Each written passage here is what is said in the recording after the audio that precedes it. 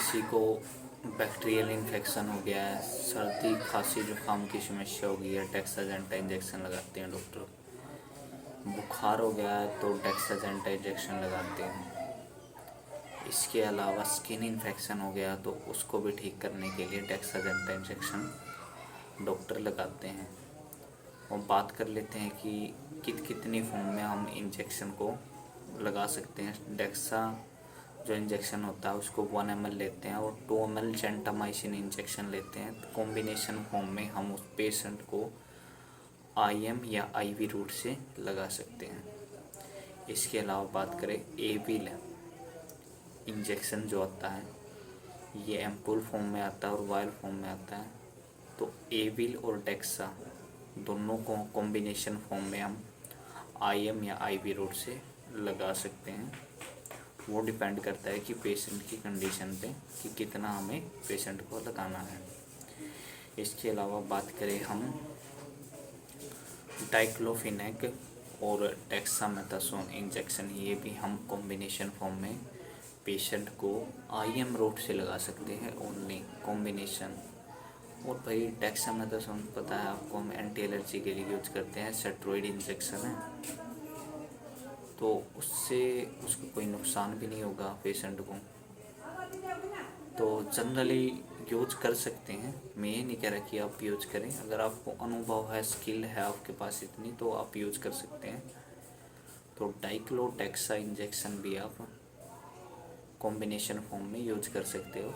साथ में जैसे 1 ml डाइक्लोफिनेक इंजेक्शन और 1 ml डेक्सामेथासोन इंजेक्शन आप कॉम्बिनेशन फॉर्म में IM रूट से पेशेंट को लगा सकते हैं। इसके अलावा बात करें हम डेक्सा और टेरिफाइलिन इंजेक्शन, डेक्सा और टेरिफाइलिन इंजेक्शन भी हम कॉम्बिनेशन फॉर्म में लगा सकते हैं।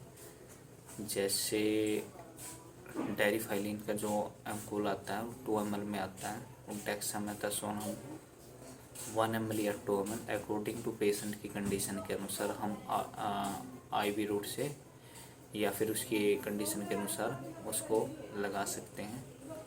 टेरिफाइलिन डेक्सामेथासोन इंजेक्शन कॉम्बिनेशन फॉर्म में लगा सकते हैं। टेटनस का इंजेक्शन और डाइक्लोफिनेक इंजेक्शन यानी डिक्लोटाल या वोब्रान इंजेक्शन, तो ये कॉम्बिनेशन फॉर्म में हम लगा सकते हैं। जैसे डाइक्लोफिनेक इंजेक्शन और TT इंजेक्शन हम कॉम्बिनेशन फॉर्म में पेशेंट को IM रूट से लगा सकते हैं। पर लगा तो सकते हैं, पेशेंट को कोई दिक्कत भी नहीं होगी, लेकिन जो TT इंजेक्शन है ना, उसके जो कार्य करने की क्षमता, पोटेंशियल है, वो मोड ऑफ एक्शन है TT के, टेटनस इंजेक्शन के जो मोड ऑफ एक्शन है, कार्य करने की क्षमता कम हो जाएगी।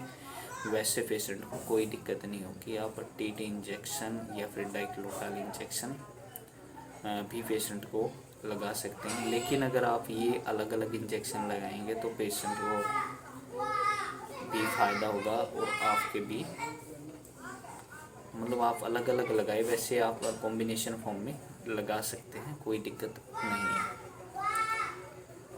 और अगर दोस्तों अगर आपके दिमाग में कोई भी मतलब सुझाव है, क्वेश्चन है, तो आप मुझसे पूछ सकते हैं। कमेंट वीडियो में कमेंट करें